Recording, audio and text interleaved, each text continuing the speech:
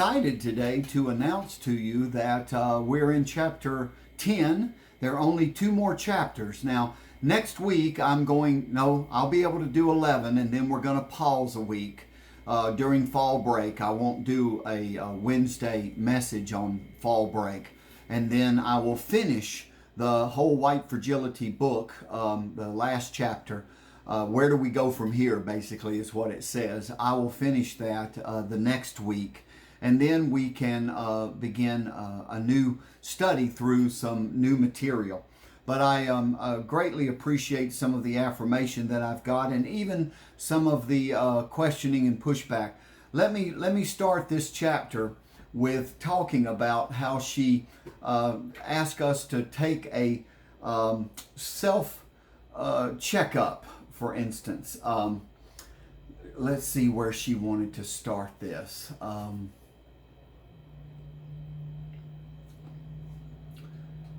She asked us to consider the following guidelines about building trust. These are the realities that she's had to deal with in talking about race with white corporations, white workplaces, white colleges and educational institutions that are dominant. The white race is the dominant race. And so she asked us, can you really not judge?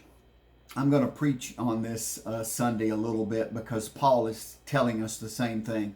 Don't judge, but it is a human frailty of ours that we do judge each other.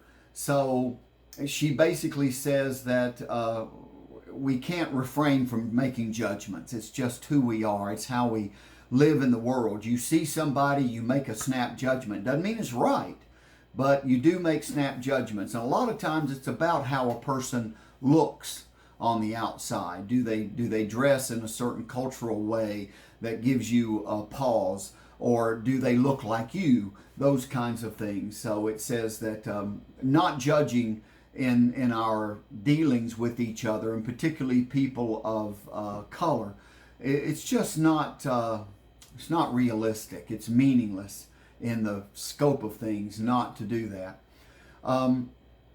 The idea of assumptions, we make assumptions as well. We don't know we're making those. We think we are correctly judging a situation, and so assumptions come into that. And it says that you can't tell someone in their daily interrelationships with people not to assume things. We do. It typically makes us the first 3 letters of that name when we make an assumption.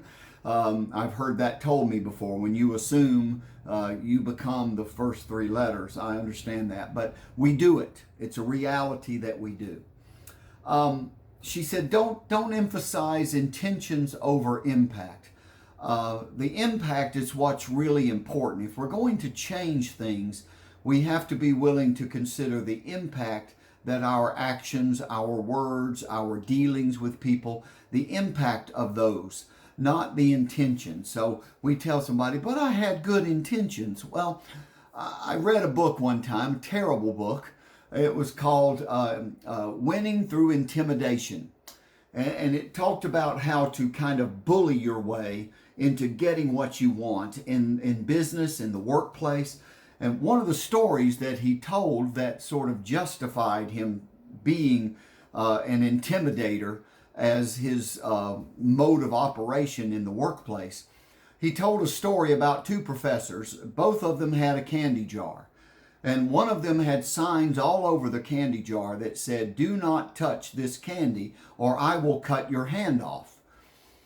And the other professor in the next room had an identical candy jar but had no messages on it whatsoever. The way the parable plays out is 2 students, one in each classroom, walk up and try to take candy out of the candy jar. And both of them get their hands cut off. And the point that the author was trying to make is, it doesn't matter your intention. If the professor who didn't put signs on the candy jar cuts your hand off and then says, "Oh, I didn't mean to," you get it? the intention was not to cut your hand off. They didn't mean to do it, but they did it anyway. It was just a natural reflex. Then that doesn't really matter. In both situations, you have a student in each room with their hands cut off. So, impact is what the final result is. And when you think about that, it's because we're thinking of other people. Remember that as well, that you're trying to think about how they feel and what's going on with them in this. So as long as there's no intention to cause harm, you need to let go of the hurt and move on? No, that's not really do that. It upholds what she has accused us of being, as this white racial innocence we have. Oh, I didn't mean to. I didn't know. Well, now you know.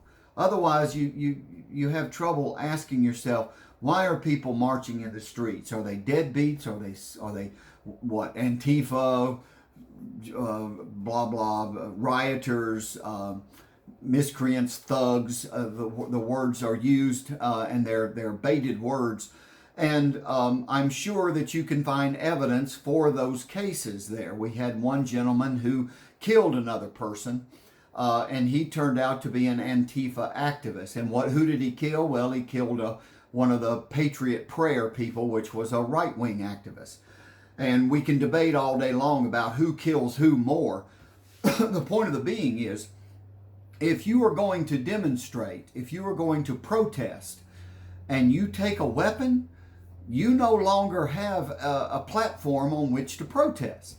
The whole idea with Martin Luther King and Mahatma Gandhi and the nonviolent protests is that you are willing to pay a price for your protest. You don't go there armed. You don't go there to fight.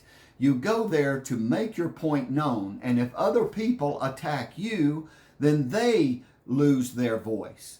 But you gain voice by being willing to stand for your principles, whatever the cost.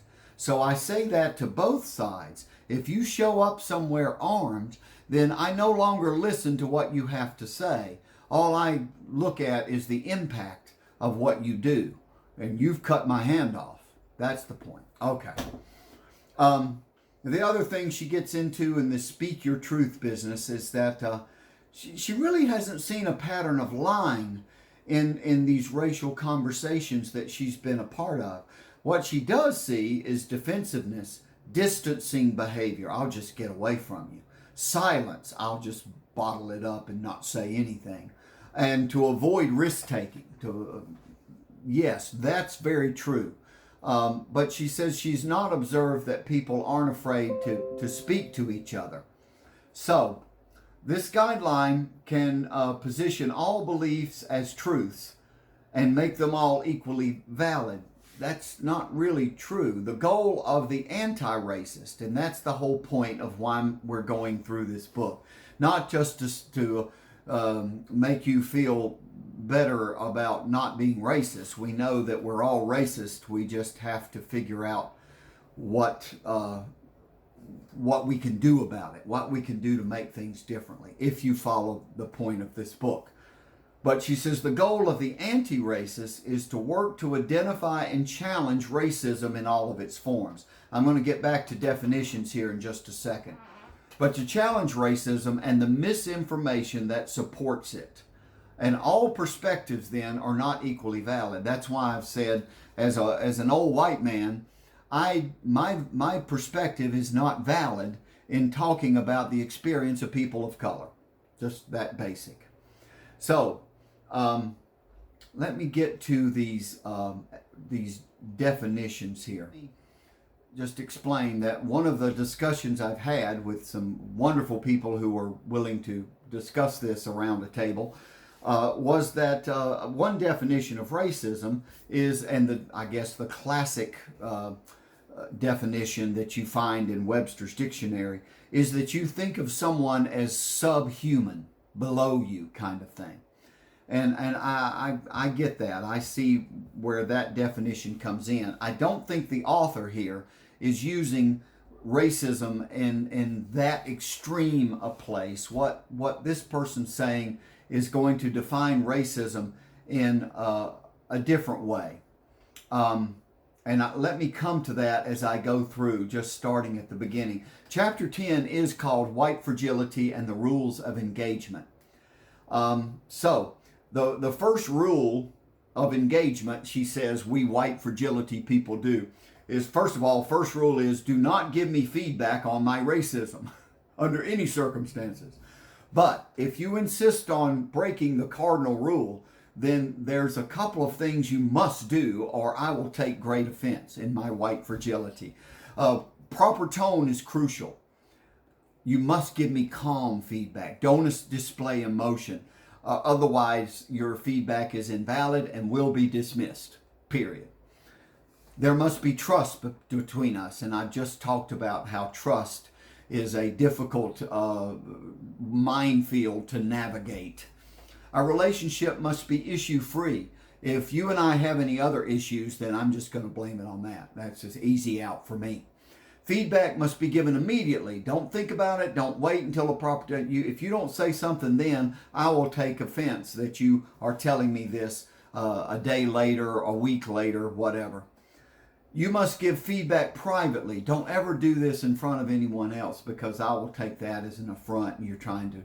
So she says, whether the incident occurred in front of other people or not, if you can't protect me from embarrassment, then your feedback's invalid. White fragility, right? You must be indirect as possible. Don't talk about me. Try to talk about the situation. If you talk about me personally, it'll invalidate the feedback, and then you'll have to make it up to me somehow. As a white person, I've got to feel completely safe. This is what the whole tone of white fragility is. And when I say safe, I really mean comfortable. You can't make me feel uncomfortable here. Highlighting my racial privilege invalidates the form of oppression I experience.